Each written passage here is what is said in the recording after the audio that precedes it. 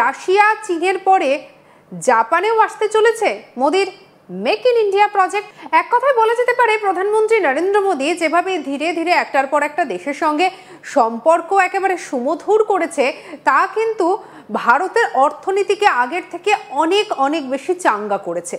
আর এবারে যদি রাশিয়া, চীন এবং জাপান এই তিন দেশ ভারতের পাশে দাঁড়িয়ে একসাথে যদি তারা এবারে ব্যবসা চালাতে শুরু করে, নিঃসন্দেহে বলা যেতে পারে তা আমেরিকার জন্য অনেক বড় চ্যালেঞ্জের হতে চলেছে।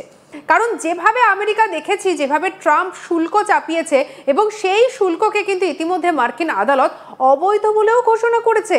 এবার এই সব কিছুর মধ্যে, এই মারপ্যাচের মধ্যে এবারে তাহলে একেবারে পুরোপুরি প্যাচে পড়তে চলেছেন ট্রাম্প, সে কথাটা কিন্তু বলা যেতেই পারে। তবে অন্যদিকে আমরা যদি দেখি যে তাহলে জাপানে দাঁড়িয়ে প্রধানমন্ত্রী নরেন্দ্র মোদী যেভাবে দুই দেশের সম্পর্কের উপরে জোর দিলেন, যেভাবে তিনি বললেন যে দুই দেশের সম্পর্কের উপরে ভিত্তি করে আগামী দিনে ঠিক কোন কোন নতুন নতুন জিনিস আসতে চলেছে, তা আগামী দিনে অনেক বড় কিছু নিয়ে আসতে চলেছে। চলুন আমরা একটু শুনে নিই নরেন্দ্র মোদী ঠিক কি বলেছেন, তারপরে আসছি আলোচনায়।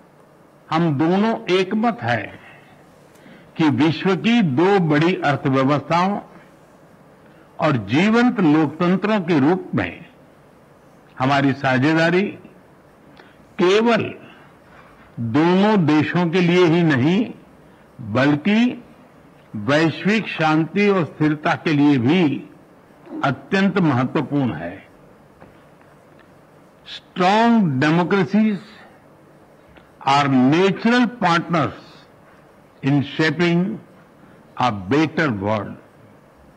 Friends, आज हमने अपनी special strategic and global partnership में एक नए और सुनहरे अध्याय की मजबूत नींव रखी है।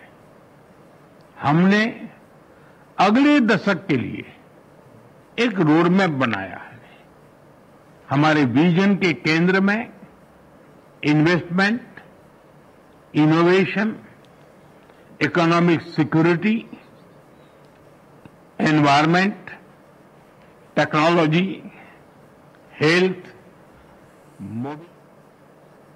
আমাদের সঙ্গে আলোচনায় রয়েছেন আন্তর্জাতিক সম্পর্ক বিশেষজ্ঞ শুভাশিস ব্যানার্জি। আপনাকে আরো একবার স্বাগত জানাই আজ তাক বাংলায়। শুভাশিস বাবু, আমরা যে বক্তব্যগুলো শুনছিলাম, প্রধানমন্ত্রী নরেন্দ্র মোদী একেবারে বলেই দিলেন যে রোডম্যাপ তৈরি হয়ে গেছে, আগামী দিনে জাপান একটা হিউজ অ্যামাউন্ট ইনভেস্ট করতে চলেছে এবং এক কথায় বলা যেতেই পারে যেভাবে নরেন্দ্র মোদী একটার পর একটা মাস্টার স্ট্রোক দিচ্ছেন, এবারে তো ট্রাম্প ভয় পেল বলে। দেখুন, কাউকে ভয় পাওয়ার জন্য এগুলো করা হচ্ছে না। এখন সে যদি সব কটা ঘটনার সাথে নিজেকে কানেক্ট করতে চায়, অলওয়েজ ওয়েলকাম। মানে আমাদের এরকম প্রচুর স্কুল কলেজে এরকম বন্ধু বান্ধবীরা থাকে যারা যা ঘটছে পাড়ায়, স্কুলে, কলেজে সবই মনে করে তার জন্য।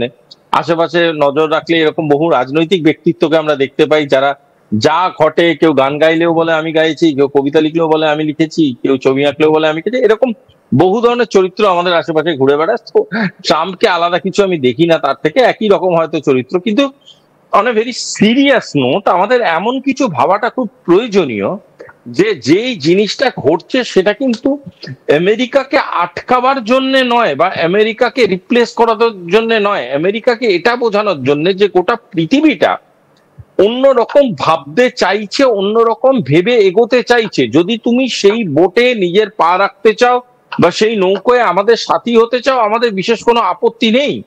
কিন্তু যদি তুমি মনে করো সেই বোটে তোমাকে আমরা ক্যাপ্টেন হিসেবে মাথায় তুলে নাচবো, তাহলে ভাই তোমার একটু প্রবলেম আছে। দ্বিতীয় কথাটা হচ্ছে বোঝার দরকার আছে আমেরিকার জন্য পৃথিবী সেটা যেমন সত্যি নয়, তেমনি গোটা পৃথিবী আমেরিকা ছাড়া চলবে না এটাও সত্যি নয়। সুতরাং দুক্ষেত্রেই আমেরিকাকে বোঝা উচিত আমেরিকা গোটা পৃথিবীর মধ্যে একটা অংশ, একটা ভূখণ্ড, যার নিজস্ব নীতি আছে, যার নিজস্ব কিছু অবস্থান আছে। তার মানে এই নয় যে তাদেরকে মেনেই গোটা পৃথিবীর অবস্থান আছে। দ্বিতীয় কথাটা আরেকটা বুঝে রাখা খুব দরকার, সেটা হলো যে আজকের ডেটে দাঁড়িয়ে যেই ইকোনমিক প্রসেস গুলো বানাবার চেষ্টা করা হচ্ছে, যদি সেগুলোকে ম্যাপ করা যায় গত কিছু 6 মাস 8 মাসের ঘটনায়, তাহলে বোঝা যাবে আমাদের মেটাল, এনার্জি, রিসোর্স, যেটা কি আমরা ব্রিক্সেও শুনেছি পুতিনের গলায় এবং মোদিজির মুখে, পরবর্তীকালে আমরা আমাদের স্বাধীনতা দিবসেও শুনলাম মোদিজির গলায় being India the most responsible nuclear power.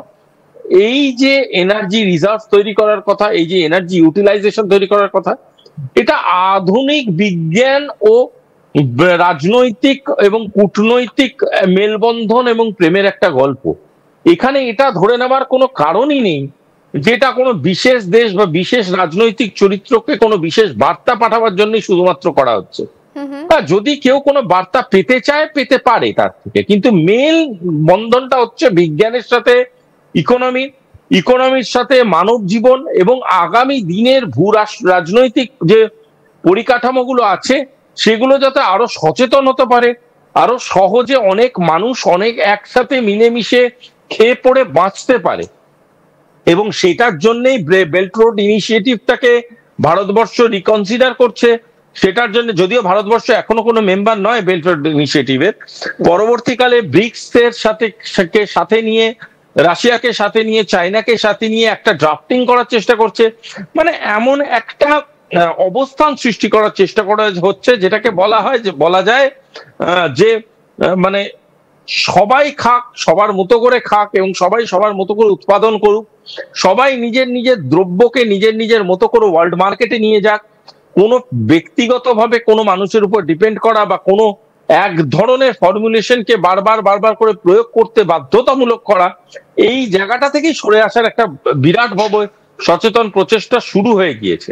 এবং এই সচেতন প্রচেষ্টা যেভাবে শুরু হয়ে গিয়েছে এটা বলাই বাহুল্য যে এতে কিন্তু অলরেডি বিগ পাওয়ার্স তো বটেই, প্রচুর রেসপন্সিবল স্মল পাওয়ার্স এবং প্রচুর রেসপন্সিবল মানে আদার নেশনস অলসো, তারা নিজেদের মতো করে পার্টিসিপেট করতে শুরু করে দিয়েছে। এবং এই পার্টিসিপেশন প্রসেসটা অ্যাজ এ হোল যে বৈচিত্র্যটা আনতে চলেছে, সেই বৈচিত্র্যটা কিন্তু বিশ্বকে অ্যাবজর্ব করতে সময় লাগবে। এটা তো এরকম নয় আজ ভাবলাম কাল থেকে ইমপ্লিমেন্ট হয়ে গেল। বিষয় একটুখানি এই জায়গা থেকে জানতে চাইবো সুভাষিস বাবু, আমরা দেখেছি যে ইতিমধ্যেই মার্কিন আদালত বলেছে যে ট্রাম্প এই যে একটা শুল্ক চাপাচ্ছিল সেটা ট্রাম্প তার ক্ষমতার সীমাকে লঙ্ঘন করে দিয়েছে, অর্থাৎ ট্রাম্প যে কাজটা করছে সেই কাজটা সঠিক নয়। তাহলে এই পরিস্থিতিতে এখন যদি এই শুল্ক নীতি যেটা ট্রাম্প চাপিয়েছে শুল্ককে যদি তাকে প্রত্যাহার করতে হয় তাহলে কত বড় আর্থিক বিপর্যয় আসতে চলেছে সেটা আমেরিকার জন্য জানতে চাইবো। দেখুন, প্রথম কথা হচ্ছে আমি প্রথম দিন থেকে আপনাদের চ্যানেলে বহুবার বলেছি এই কথাটা যে ডোনাল্ড ট্রাম্প সর্বা নয় আমেরিকার সেনেট আছে, কোর্ট আছে, একটা সংবিধান আছে, সেই সংবিধানের নীতি আছে প্রচুর রকমের এবং করে ক্লিয়ারলি লেখা আছে কোনটা আপনার এখতিয়ারে পড়ে কোনটা আপনার এখতিয়ারে পড়ে না।